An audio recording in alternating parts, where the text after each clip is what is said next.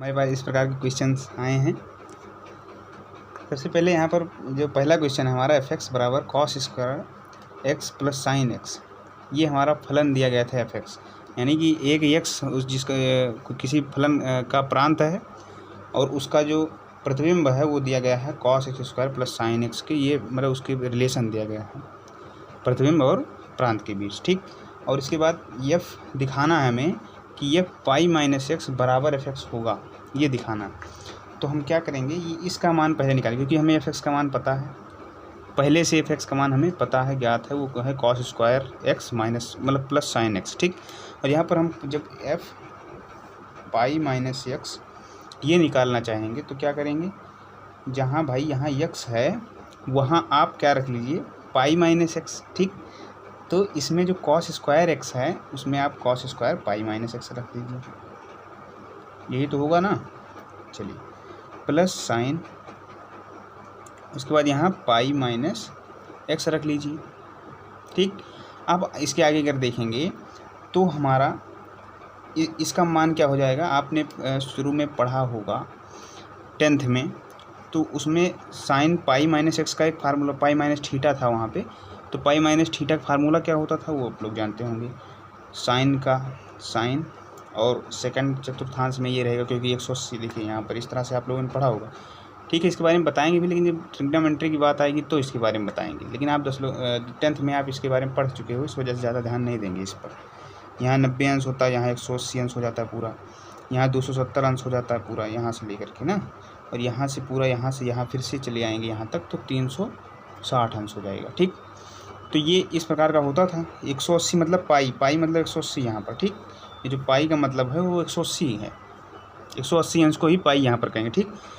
तो पाई minus x का मतलब हुआ कि 180 से थोड़ा कम है ना, एक्स मतलब थोड़ा सा होगा जो मान पाई से थोड़ा कम है, इसका मतलब वो हमारा सेकंड चतुर्थांश में, और इसमें जो है साइन और कॉसेक पॉजिटिव होता था, इस वजह से यहाँ पर साइन पाई बदलता नहीं है, साइन का कॉस नहीं होगा। अगर यहाँ पर 90 या 270 होता तो साइन का कॉस हो जाता, और ये जो साइन है हमारा वो हमारा पॉजिटिव होता है सेकंड चतुर्थांश में, इस वजह से साइन यहाँ पर प्लस लगाया गया, ठीक।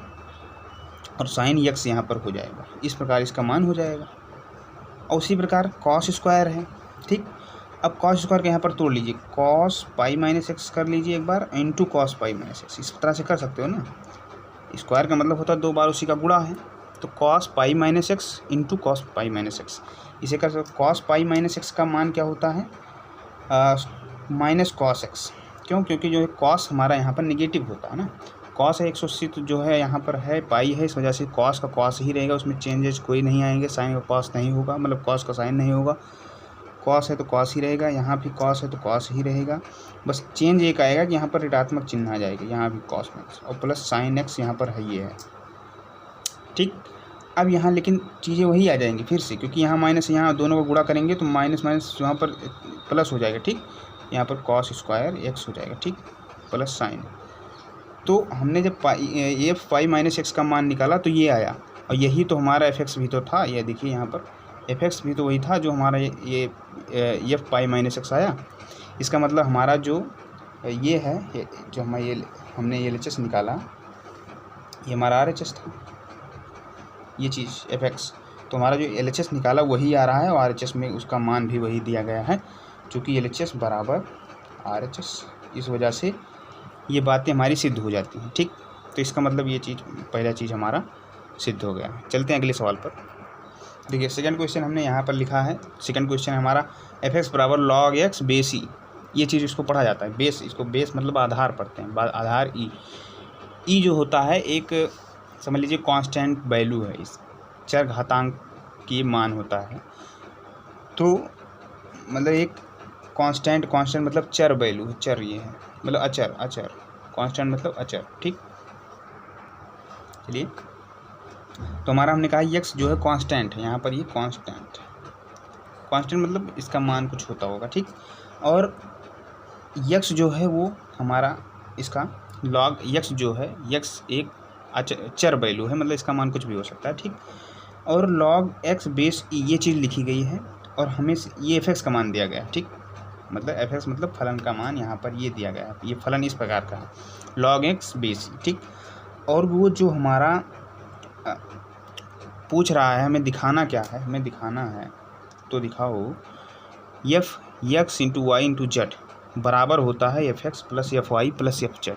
ये होता है, ये हमें दिखाना है इसका मान। ठीक, तो अगर हम कहेंगे इसका मान निकालना चाहेंगे तो हमारा क्या हो जाएगा, जैसे एफ एक्स है तो लॉग एक्स बेस ही था। ठीक, अगर हम इसका मान निकालना चाहें एफ एक्स वाई जेड, इसका मान निकालना अगर चाहें तो हमारा जो होगा वो जहाँ एक्स था, देखिए एक्स यहाँ पर था, अब यहाँ एक्स वाई जेड आ गया, इसका मतलब यहाँ एक्स वाई जेड हो जाएगा। जिस तरह हमने सिखाया था, अगर यहाँ पर एक F1 का मान निकालना चाहे तो यहाँ 1 रख दिया जाएगा, F5 का मान निकाला जाए 5 रख दिया जाएगा, मतलब जिसका मान भी निकालना चाहिए x के स्थान पर उसको यहाँ भी रख दिया जाएगा। वही जो मान इसका हल करेंगे वही मान उसका, मतलब वही उसका प्रतिबिंब बनेगा। ठीक, तो log x y z यहाँ पर हो जाएगा इस तरह से। ठीक, अब ये आप लोगों ने एक फार्मूला पढ़ा था कि लॉग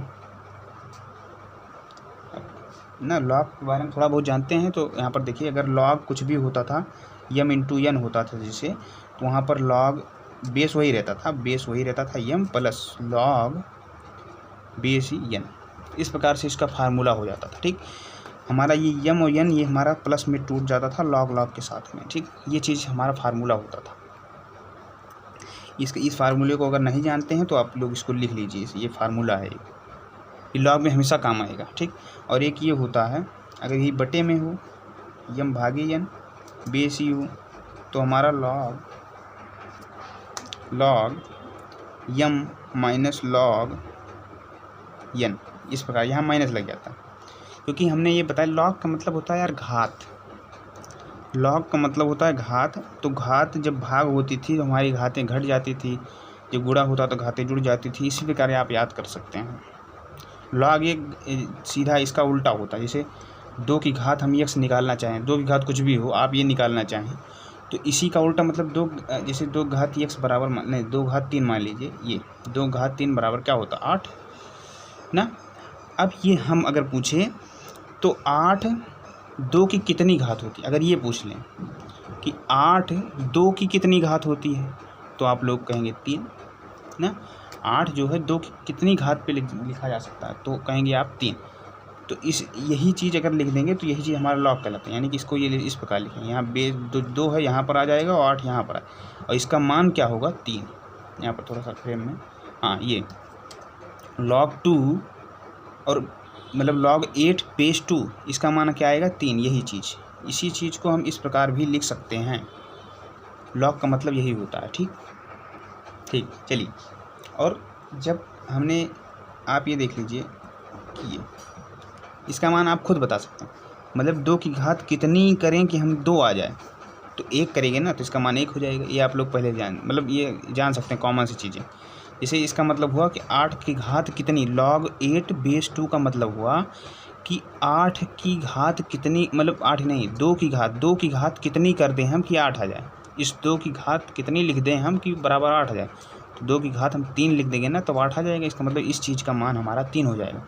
उसी तरह यहाँ पर है, ये बेस की कितनी घात जो यहाँ पर नीचे लिखा है छोटा सा, इसकी घात हम कितनी कर दें कि 2 के बराबर आ जाए, तो इसको इसकी घात 1 करेंगे ना, इसकी घात 1 करेंगे वही 2 पे आ जाएगा, यानी कि 1 यही हमारा आंसर हो जाएगा। log 2 बेस 2 का मान 1 आए।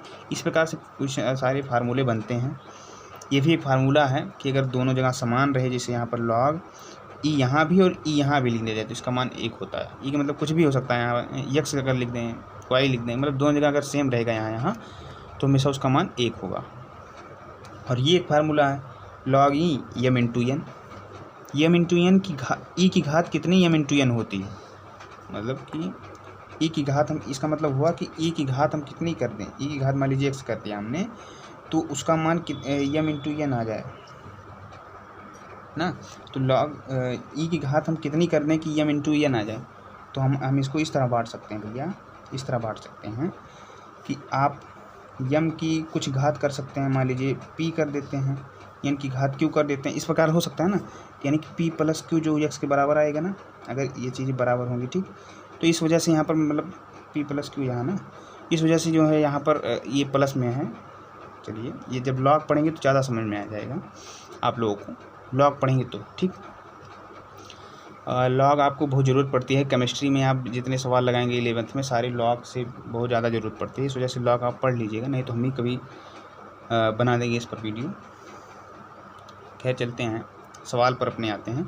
तो यहाँ पर क्या हो जाएगा, यहाँ पर 3 अंकों का गुणा है, x into Y into z. इसका मतलब लॉग ई मतलब log x base e plus log y base e plus log z base e. इस प्रकार से ये 3 बार गुणा है तो 3 बार जोड़ देंगे, 4 बार है तो 4, जितना हो सारी को जो है उसमें गुणा में है तो वो जो है प्लस में आप उसको लिख दीजिए, बस यही आपका फार्मूला बन जाएगा। ठीक, लिख देते हैं। चलिए लॉग ई एक्स प्लस लॉग वाई बेसी प्लस लॉग जेड बेसी, इस प्रकार से ये हो जाएगा। ठीक, और ये क्या है हमारा, ये एफ एक्स का मान है ना, यही तो एफ एक्स का मान है, देखिए ये एफ एक्स। और ये किसका मान होगा, क्योंकि एक्स यहाँ पर वाई है यहीं, तो इसका मतलब एफ वाई का मान होगा ये ना। जिस तरह की बाकी सेम वही चीज़ें हैं, बस केवल एक्स या वाई है यानी कि एफ वाई का मान है, और ये क्या है, एक्स की यहाँ जेड है यानी कि जेड है। देखिए एक्स की जगह पर यहाँ जेड है, बाकी सारे इसी तरह हैं एफ एक्स की तरह ही, ये जेड हो जाएगा, यानी कि यहाँ लॉग लिखे हैं मतलब एफ जेड पर नाम जेड। ठीक, ये F X F Y F Z ये इसका मान हो जाएगा इस चीज़ का, तो यानी यही तो हमारे सिद्ध करना था। तो दिखाओ कि या F X Y into Z बराबर जो है F X plus F Y plus F Z, तो वही चीज़ें हमारी निकल के आई ना। तो इस प्रकार से आप क्वेश्चन को कर सकते हैं। देखिए अब बात करेंगे हम सम स्पेशल फंक्शंस की, कुछ विशेष फलनों की बात करेंगे इसमें। ये बहुत इंपॉर्टेंट हमारी चीज़ें आ जाती हैं, परीक्षाओं में पूछा भी जाता है कुछ फलनों की परिभाषा के बारे में। कई स्कूल में पूछा था, कई क्योंकि आपका 11th है तो इसमें कोई बोर्ड के हिसाब से तो आप इसमें पर बनेगा नहीं, किसी स्कूल में पूछ लेते हैं, किसी में नहीं पूछते, तो आपके स्कूल पर निर्भर करता है। खैर इसमें जो इम्पोर्टेंट चीज़ें हैं ये तो है, क्योंकि आप लोग चाहे आगे डेरिवेशन लगाएंगे यानी अवकलन करेंगे या फिर उसका लिमिट की आप पढ़ेंगे, सीमा, फलन की सीमा, ये सारी चीज़ें चैप्टर में आपको जब 12th में जाएंगे तब भी आपको ज़रूरत पड़ेगी। तो मतलब इस चीज़ की ज़रूरत आपको काफ़ी पड़ने वाली है अगर फंक्शन पढ़ते हैं तो।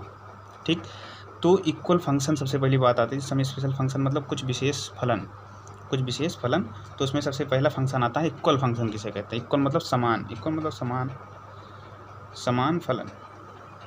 ठीक, इक्वल फंक्शंस के बारे में थोड़ा सा विचार करेंगे। सबसे पहले यदि कोई इक्वल फंक्शन दो फलनों में तुलना की जाती है, ये तुलनात्मक एक फलन है। इसका मतलब हुआ कि ये नहीं किसी एक फंक्शन को आप कह देंगे नहीं ये समान फलन है, ये ऐसा नहीं कह सकते। किसी दो फलनों की ज़रूरत होगी, जैसे मान लीजिए एक फलन f है एक फलन g, मतलब एक फंक्शन f एक फंक्शन g, दो फलन हमने मान लिया। ठीक, तो जब भी दोनों के मतलब f जो होगा f जो है कि जो प्रांत होगा, f का जो प्रांत होगा, प्रांत का मतलब जो x का मान f x, जिसे यहाँ पर अगर f x लिख दें यहाँ g x लिख दें, तो f x का मतलब जो भी मान यहाँ 1 2 3 4 कुछ भी, यहाँ 1 2 3 4 कुछ भी, जब f का प्रांत और g का प्रांत ये दोनों जब बराबर हो जाएंगे, ये f का प्रांत और g का प्रांत मतलब इस वाले फलन का प्रांत और इस वाले फलन का प्रांत, यानी डोमेन, दोनों फलनों के डोमेन आपस में अगर बराबर हों तो उस प्रकार का फलन जो है दोनों आपस में समान फलन कहलाते हैं। लेकिन एक कंडीशन और है कि इसमें ये भी होना चाहिए कि एफ एक्स बराबर, यानी कि उसका प्रतिबिंब जो हमारा बने वो भी समान आए ना, जो हमारा प्रतिबिंब बने वो भी समान आए। तो इस प्रकार के फंक्शन हमारे इक्वल फलन यानी कि इक्वल फंक्शन कहलाते हैं। जब ऐसे दो फलन उनका प्रांत जब बराबर होगा आपस में दोनों का, और परिसर भी बराबर होगा, ये परिसर इनका जो प्रतिबिंब होगा एफ का वो एफ एक्स होगा, यानी कि परिसर ही तो है। जी का प्रांत और ये प्रांत यहाँ अंदर में लिखा है ना इसके, तो जी के जब प्रांत का मान रखेंगे इसमें जी में, तो हमारा जो अवयव निकल के आएगा वो हमारा परिसर में होगा, यानी कि दोनों के परिसर और प्रांत आपस में बराबर होने चाहिए, यानी कि एफ का प्रांत जी का प्रांत भी बराबर होना चाहिए और एफ एक्स और जी एक्स का मान भी बराबर होना चाहिए। इस प्रकार जब कंडीशन आएगी तो हम उसको दोनों को कह देंगे समान फलन। जैसे एक उदाहरण ले लेते हैं, एक उदाहरण मतलब एक एग्जाम्पल। ठीक, जैसे एफ एक्स बराबर हमने दे दिया x² और और जी एक्स हमने दे दिया, ये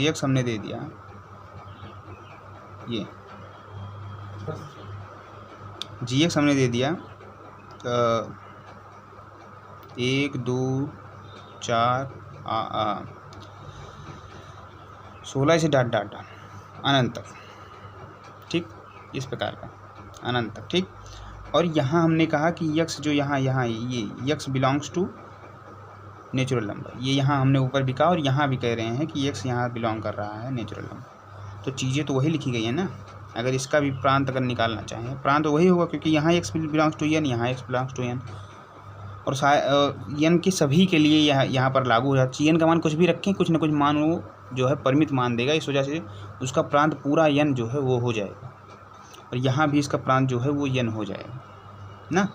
और यहाँ पर एन होगा, एन के लिए आप जी एक्स का मान, जी एक्स यानी एन है, 1 2 कुछ भी रखें तो 1 रखेंगे तो 1 आएगा, 2 यहाँ पर 2 नहीं होगा, 2 नहीं, 2 रखेंगे 4 आएगा, और 3 रखेंगे तो 9 आएगा, यहाँ 9 लिख दीजिए, 9 आएगा, और 4 रखेंगे 16 आएगा। इस वजह से मतलब यहाँ पर उसका स्क्वायर ही आ रहा है, इस वजह से ये दोनों आपस में फंक्शन मतलब इसका जो प्रांत है वो भी बराबर है, और जो इसका मान जो एक्स स्क्वायर है यहाँ पर ये भी एक्स स्क्वायर की तरह ही है, बस इसको हम ऐसे ही लिख सकते हैं, एक्स स्क्वायर ये है भैया, एक्स स्क्वायर ही है। 1 का स्क्वायर, 2 का स्क्वायर, 3 का स्क्वायर, 4 का स्क्वायर, 5 का स्क्वायर, ऐसे अनंत तक आएगा, इसी प्रकार का आएगा। और यहाँ एक्स स्क्वायर स्वयं लिख ही दिया गया है। दोनों फलन एक ही हैं, मतलब ये समान फलन कहलाएंगे दोनों, ठीक। चलिए अगली फलन, ठीक। कांस्टेंट फंक्शन, कांस्टेंट नाम से ही पता चल रहा है कांस्टेंट होगा वो अचर, कांस्टेंट मतलब अचर जिसका मान निश्चित हो कोई, फंक्शन मतलब फलन, अचर फलन इसे हिंदी में कहते हैं, इसे कांस्टेंट फंक्शन कहते हैं। कांस्टेंट फंक्शन का मतलब होता है जैसे हमें अभी मतलब आपने लिख दिया एफ एक्स बराबर 5 ना, तो अब एक्स मान कुछ भी रखिए आप, 1 2 3 4 5 कुछ भी रख दीजिए इसमें, वो मान तो उसका परिसर तो 5 ही आएगा ना, क्योंकि यहाँ पर 5 कांस्टेंट रखा है, यहाँ पर एक्स का कोई चर पद नहीं दिख रहा है यहाँ पर, तो हम उसका मान नहीं रख सकते, इस वजह से उसका हमेशा और हमेशा जो उसका परिसर आएगा वो हमेशा 5 आएगा ना। तो इस प्रकार के फंक्शन हमारे अचर फंक्शन कहलाते हैं, अचर फलन यानी कांस्टेंट फंक्शन कहलाते हैं। इसका मान अगर देखें, जैसे कोई ए जैसे फंक्शन है ए से बी में परिभाषित है, बी हमेशा आप जान लेंगे, मतलब बी जो होगा कुछ भी हो उसमें जो अगर 5 है ये चीज़ें, उसी एक में सारे जो इसमें इसका जो है सारा कनेक्शन उसी 5 से होगा। जैसे यहाँ बी है, यहाँ ए है, आप यहाँ 1 2 3 4 कुछ भी लिख दीजिए आप, और यहाँ पर 5 लिख दिया, और कुछ भी जो लिखा हो उससे कोई मतलब नहीं, ये सारे इसी से मिले रहेंगे, ठीक, 5 से ही मिलाएगा, क्योंकि आप एक्स के यहाँ कुछ भी रखिए उसका मान जो एफ एक्स का मान है वो 5 कांस्टेंट दिया ही गया है, आप उसमें कुछ नहीं कर सकते, वो 5 ही आएगा। तो इस प्रकार के फंक्शन हमारे कांस्टेंट फंक्शन कहलाते हैं, जिसका मान हमें निश्चित होता है, उसका मान हम परिवर्तित नहीं कर सकते, यानी परिसर हमारा उसका निश्चित होता है। उसका जब हमारा किसी फलन का परिसर जो है वो कांस्टेंट संख्या होगी, तो इसका मतलब वो फलन हमारा कैसा होगा, कांस्टेंट फंक्शन कहलाएगा, ठीक है। थर्ड वाले फंक्शन की बात करते हैं। देखिए यहाँ पर बात आई तीसरे वाले फलन की, तो आइडेंटिटी फंक्शन। देखिए हमने यहाँ पर अगर रिलेशन के बारे में बताया था तो वहाँ पर आइडेंटिटी रिलेशन के बारे में बताया था, तो वही चीज़ यहाँ पर आइडेंटिटी फंक्शन है, मतलब तत्समक फलन, तत्समक वहाँ भी शब्द आया था, तत्समक मतलब आइडेंटिटी, आइडेंटिटी का मतलब आप समझ ही गए होंगे, क्योंकि आपको रिलेशन में जैसा था वैसे यहाँ पर होगा, वैसे ही सेम वैसे ही वहाँ पर देखा था। ए से जो हमारा जो रिलेशन था वो ए से ए में परिभाषित था, और जो भी यहाँ पर कर्मित योग मार रहे थे उसके पहला भी ए का और दूसरा भी ए का, और समान होना चाहिए दोनों। उसी प्रकार यहाँ भी है कि एक फलन ऐसा होगा जो समुच्चय ए से स्वयं मतलब स्वयं वाले समुच्चय में ही परिभाषित होगा, और दोनों की परिसर जो होंगे वो फलन मतलब प्रांत और परिसर दोनों के समान होंगे। इस प्रकार मतलब होगा, जैसे यहाँ पर अगर उदाहरण लें हम, यहाँ पर अगर उदाहरण लें एफ एक्स बराबर एफ एक्स, इस प्रकार का अगर उदाहरण लें हम, तो एफ एक्स का मतलब F1 रखेंगे यहाँ पर तो 1 आएगा, F2 रखेंगे तो क्या आएगा 2 आएगा, F3 रखेंगे तो आपका 3 आएगा, यानी कुछ भी आप यहाँ पर रखते हैं जो वही हमारा आंसर भी आएगा। यानी कि अगर इसका कर्मित युग्म बनाएंगे तो 1, 1 आएगा, 2, 2, ठीक, और 3, 3। इसी प्रकार मतलब ये प्रांत ये है, परिसर ये, प्रांत परिसर कामा में लिखते हैं, ये ए से है बी से, तो हमारा मतलब ये इस सेट से है, जो हमारा प्रांत है वो इस सेट से होगा, और जो हमारा परिसर है वो इस सेट से होगा। दोनों सेम आ रहे हैं यहाँ पर, जो हमारा कर्मित युग्म बन रहा है सभी क्रमित युग्मों में सेम संख्या आ रही है, मतलब उसका जो क्रमित युग्म बन रहा है सेम संख्या दोनों अवयव उसमें सेम सेम आ रहे हैं, इस वजह से आप अनंत तक कुछ भी बना सकते हो, दोनों जगह सेम आए, तो इस प्रकार का फंक्शन हमारा तत्समक फलन यानी आइडेंटिटी फंक्शन कहलाता है। चौथे फंक्शन की बात करते हैं। देखिए इन्वर्स फंक्शन यानी कि इसे प्रतिलोम फलन, इन्वर्स मतलब प्रतिलोम होता है उल्टा, इन्वर्स फंक्शन मतलब फलन, इसे यहाँ लिख देते हैं फलन, ठीक। इसे हिंदी में कहते हैं प्रतिलोम फलन, इन्वर्स फंक्शन। ये नाम से ही क्लियर हो रहा है कि इसका मतलब ये उल्टा होगा, उसी जो फलन का वो होगा सेम उसी का उल्टा होगा, यहाँ पर फलन लिख देते हैं, ठीक। इसी का एक सेम उल्टा होगा। जैसे देखिए अगर f(x) बराबर दिया गया है आपको x², ठीक, इस प्रकार का आपको दिया गया है। अगर इसी को जैसे यहाँ पर y आप लिख सकते हैं, बिल्कुल लिख सकते हैं, y बराबर x² लिख सकते हैं, ये आप लिख सकते हैं √y बराबर x, इस तरह से आप लिख सकते हो ना, ठीक। तो यहाँ पर ये x इधर आ जाए, मतलब x का मान क्या आएगा √y, यानी कि आप यहाँ पर ये चीज़ लिख सकते हो। जैसे हमने बताया था पूर्व प्रतिबिंब के बारे में, उसे कैसे दिखाते थे आप लोग जाने होंगे। पूर्व प्रतिबिंब कैसे दिखाते थे, जैसे यक्स का पूर्व प्रतिबिंब क्या होगा, ये चीज़ें होगी ना, जैसे इस जो यक्स का है वो ये प्रतिबिंब है f(x), जो हमारा f(x) है, जो f(x) है इसका मतलब ये प्रतिबिंब है, यक्स का प्रतिबिंब को f(x) कहेंगे, ठीक। और जो हमारा कोई फलन जैसे y, जैसे a से यहाँ x है, यहाँ y है, x से y में कोई फलन परिभाषित है, तो जब किसी फलन में f(x) का मान रखते हैं तो हमारा y आता है, ये हमारा इसका मतलब इसका प्रतिबिंब होगा ये। अगर हम कहें नहीं y का क्या संबंध है x से, मतलब उसी का उल्टा पूछ लें, तो आप कहेंगे कि y जो है उसका जो है पूर्व प्रतिबिंब क्या है x, तो पूर्व प्रतिबिंब के लिए यहाँ पर इन्वर्स लगा देते हैं, -1 घात कर देते हैं इसकी, ठीक, इसकी घात -1 कर देते हैं यहाँ f की। ये हमने जब बताया था फलन की परिभाषा, वहाँ पर हमने इसका जिक्र किया था। f की घात यहाँ -1 कर देंगे, y लिख दें, इसका मान x आएगा, यानी कि ये x का क्या है पूर्व प्रतिबिंब। तो वही पूर्व प्रतिबिंब भी हमारा इसी प्रकार के एक फंक्शन बना दिया गया है, तो उस प्रकार के फंक्शन हमारे प्रतिलोम फलन कहलाते हैं। जैसे ये हमारा x का ये प्रतिलोम फलन है, यहाँ पर अगर करें f इनवर्स y बराबर हो जाएगा √y, ठीक। ये हमारा इस चीज़ का हमारा इन्वर्स है, ठीक। यानी कि यहाँ ये f इनवर्स y यहाँ पर लिख सकते हैं बराबर x, इस प्रकार भी लिख सकते हैं चीज़ें, ठीक। तो इस प्रकार के फंक्शन जो हमारे इन्वर्स फंक्शन कहलाते हैं, लेकिन इसमें कंडीशन ये होनी चाहिए, हमारी कंडीशन ये होनी चाहिए, यहाँ पर f इनवर्स बराबर x हो जाएगा, ठीक। यहाँ पर कंडीशन ये होनी चाहिए कि जैसे अभी आपने देखा दो फलन थे, ठीक, ए बी, यहाँ पर 2 है, यहाँ पर 3 और मतलब 2 और 4 है, ठीक। मान लीजिए कोई फंक्शन है इसमें ये दोनों इस तरह से मिले हुए हैं, तो ये हमारा फंक्शन कहलाएगा ही नहीं, क्योंकि जब भी किसी फंक्शन में एक मान रखने पर उसके 2 मान प्राप्त हो रहे हैं तो वो फंक्शन हमारा कहला ही नहीं सकता, क्योंकि फंक्शन की परिभाषा में हमने ये पढ़ लिया, ठीक। अब लेकिन ये तो कहला सकता है ना। देखिए अब ये किसकी बात करें, अगर जैसे यहाँ 2 फंक्शन जा करके एक से मिल सकते हैं, जैसे हमने स्क्वायर में देखा था, चाहे -2 का स्क्वायर करें चाहे +2 का स्क्वायर करें, ठीक, चाहे -2 का स्क्वायर करें चाहे +2 का स्क्वायर करें, तो हमारा 4 ही आएगा, वो भी प्लस में। मतलब इन दोनों का जो हमारा बी में परिसर होगा इनका या प्रतिबिंब जो होगा वो हमारा 4 होगा, मतलब 1 होगा कोई, ठीक। अब ये है हमारा फलन। अगर इसका इन्वर्स निकालना चाहें, यानी कि ये हम बी यहाँ आ जाएगा, ए यहाँ आ जाएगा, और अवयव वही रहेंगे, यानी कि इस प्रकार हमें दिखेगा, जो कि ये हमारा क्या है, ये हमारा फंक्शन कहलाएगा ही नहीं। इस वजह से इन्वर्स फंक्शन उस फलन का नहीं बन सकता, इन्वर्स फंक्शन उस फलन का नहीं बन सकता जो बहुत से अवयवों से मिलकर बना हो। वो ऐसा होना चाहिए केवल एक अवयव से जुड़ा होना चाहिए। जैसे पहली कंडीशन है इन्वर्स फंक्शन के लिए 1 2 3 यहाँ पर है, यहाँ पर कुछ भी अवयव हो वो सीधा एक से जुड़ा होना चाहिए, ये भी किसी एक से जुड़ा होना चाहिए, नहीं किसी 2 से जुड़ा हो, या फिर ये 2 कोई यहाँ पर 2 अवयव किसी एक से जुड़ा हो, ऐसा नहीं होना चाहिए, किसी एक से ही जुड़ा होना चाहिए। इस प्रकार के फलन को एकैकी फलन कहते हैं। इस प्रकार आप ये चीज़ें 12th में आप पढ़ोगे एकैकी फलन क्या होता है। ऐसा फलन ऐसा फलन जिसके प्रांत में कोई एक अवयव उसके परिसर से किसी एक ही अवयव से जुड़ा हो, ठीक, और प्रांत में भी एक ही अवयव जुड़ा होना चाहिए, नहीं कि 2 और -2, जैसे इस प्रकार का इन्वर्स नहीं बन सकता यहाँ पर इन्वर्स फंक्शन इस प्रकार के फलन का। क्यों? क्योंकि उसका जो है माइनस, अगर रियल नंबर पे बात करें मतलब नेचुरल नंबर में बन सकता है ये चीज़, अगर नेचुरल नंबर की बात करें, क्योंकि नेचुरल नंबर में माइनस होने वाला झंझट नहीं रहता, इस वजह से उसको एक ही से एक मिलेगा, ठीक।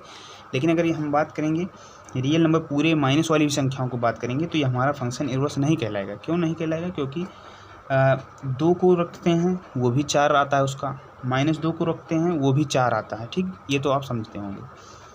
अब अगर इसी का उल्टा करके दिखा दें आप इसी तरह, वो इस तरह बन जाएगा। यहाँ पर हमने ये बताया था परिसर में 2 अंक, ये परिसर उसका कहलाएगा इन्वर्स फलन का, ये परिसर हो जाता है, प्रांत परिसर हो जाता है और परिसर प्रांत हो जाता है ना, ये बदल जाता है इन्वर्स में, ठीक। और ए में देखिए 2 अवयव से मिला है, 2 से भी मिल रहा है और -2 से भी मिल रहा है, मतलब 4 की किसी फलन में जैसे यहाँ 4 रख रहे हैं तो इसका रूट निकालने पर +2 अभी आ रहा है, -2 भी आ रहा है, 2 कंडीशंस आ रही हैं, मतलब ये फलन हमारा कहलाएगा ही नहीं, ठीक। तो मतलब हमें एक ये देखना है कि प्रतिलोम तभी होगा फलन कोई जब वह एकाकी हो, तो यानी कि एकाकी होना चाहिए। एकाकी मतलब कोई अवयव एक अवयव से ही डायरेक्ट जुड़ा होना चाहिए, किसी 2 अवयव 3 अवयव से नहीं जुड़ा होना चाहिए। मतलब ये फलन, तो ये चीज़ फलन है लेकिन ये फलन नहीं है। फलन में हमने अच्छे से समझाया था इसको, वहाँ पर समझ लीजिएगा, ठीक, समझ में आ गया होगा। बाकी ना समझ में आया तो आप मेंशन करिएगा। देखिए लास्ट फलन की अभी बात कर लेते हैं इस वीडियो में, क्योंकि अब अगले वीडियो में बाकी करेंगे, नहीं तो ज़्यादा लंबा होगा, ठीक। सम फलन देखें, इवन फंक्शन, इसकी बात करें तो ये इस फलन का मतलब होता है कि अगर हम किसी फलन में चाहे माइनस वाली संख्या दिखाएं या प्लस वाली, मतलब उस फलन में अगर उसका आंसर जो है, उस फलन का आंसर जो है वो प्लस में ही आता है, मतलब उसका प्रांत चाहे माइनस हो चाहे जैसे हो, उसका जो हमारा परिसर वो प्लस में ही आए, तो इस प्रकार के फलन हमारे इवन फंक्शन या फिर सम फलन कहलाते हैं, ठीक। जैसे अब उदाहरण ले लें अगर, तो f(x) बराबर x² हो सकता है, यहाँ +1 +2 कुछ भी, मतलब x² भी हो सकता है, ये भी हो सकता है, कुछ भी हम ले लें। तो देखिए यहाँ पर अगर f की हम -1 रखेंगे तो क्या आएगा हमारा, -1 का स्क्वायर यानी +1 आ जाएगा और +1 यानी कि 2 हो जाएगा ना। तो इस प्रकार देखिए यहाँ पर माइनस वाली संख्या हमने रखी लेकिन वो प्लस में आ रहा है, यहाँ पर कुछ भी ले सकते हैं, -2 ले सकते हैं, 4 + 1 बराबर 2 दूनी 4 ना, वो भी -2 है, इसका वर्ग जो है +4 होगा, इसका मतलब 5 आएगा। तो ये सारे प्लस में आ रहे हैं इसके जो है हमारे परिसर, इस वजह से इस प्रकार के फलन जो है सम फलन कहलाते हैं। यदि प्रांत में माइनस वाली संख्या का या प्लस वाली संख्या का हमेशा प्लस वाली आंसर है उसका परिसर, तो इस प्रकार के फलन हमारे सम फलन कहलाते हैं, जो कि हमारा जो मापांक फलन होता है एक प्रकार का सम फलन ही होता है, ठीक। चलिए सम फलन के बाद अब इसके बाद विषम फलन आएगा और स्टेम फंक्शन, तमाम सारे फलन आएंगे, उसको हम कल चर्चा करेंगे, ठीक। बाकी जो सवाल ना आइए उसको आप बताइए।